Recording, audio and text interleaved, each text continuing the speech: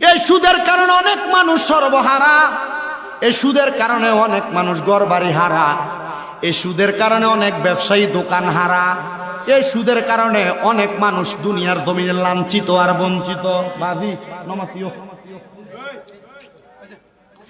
এই হারামের কারণে দুনিয়ার জমিনের মধ্যে মানুষগুলা সুদের মতো ব্যবসার কারণে মানুষগুলা বড় হতাশাগ্রস্ত।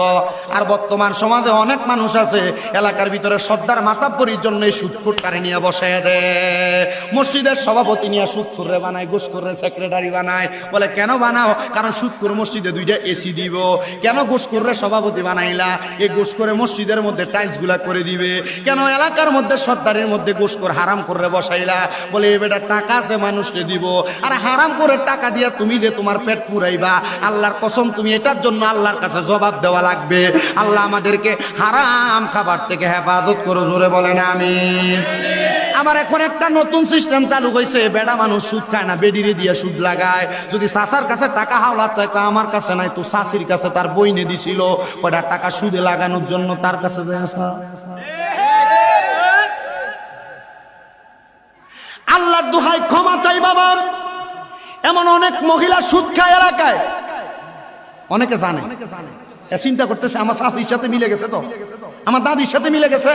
আর কি চিন্তা করতেছে আমার বই তো সুদ খায়, এ বলতে পারতেছে না। আজকে বাড়িতে যে বলবো কি হুজুর বলছিল, কাম হবে না। কারণ এই সুদের টাকা লাগায় এটা দিয়ে ব্যবসা করে ভাত খায়, এক কোনো কাজকর্ম করবে না। দেখবেন এলাকায় এমন অনেক মানুষ আছে কোনো কাজকর্ম করে না, দোকানে বসে চা খায়, মানুষের নামে গিবত কয়, তুই চলস কেন রে বাজি? হ্যাঁ চলি কেন, আল্লাহ চালায় আর কি। এর মুখে দেখবেন রাম রাম, ভূতের মুখে রাম রাম আছে না, এ আল্লাহ চালায় আর কি। এর যদি বলে যদি কোনো মানুষ সুদ খানা ছাইরা দিবে, এর যদি বলে তুই সুদ খাইস রে বাবা, বলবে চলার মতো ব্যবসা করার শক্তি নেই, তো এজন্য টাকাগুলো এগুলো ছেলে ছেলে খাচ্ছি আর কি। আমাদের এলাকার এক সুদখোর, আমার এক পার্শ্ববর্তী আর কি, আত্মীয়র মধ্যে চাচা আর কি, এদের সুদ দিছে, সুদে টাকা নীতি নীতি একবার জোগা হয়ে গেছে। তাই সুদ নেওয়ার, সুদে টাকা নেওয়ার পর সে তার ঋণ দিবে সুদখোররে। 1 লাখ টাকা যে নিছে, নেওয়ার পর তার 1 লাখ টাকার এক বছরের সুদ আসছে 30,000 টাকা। কত হাজার?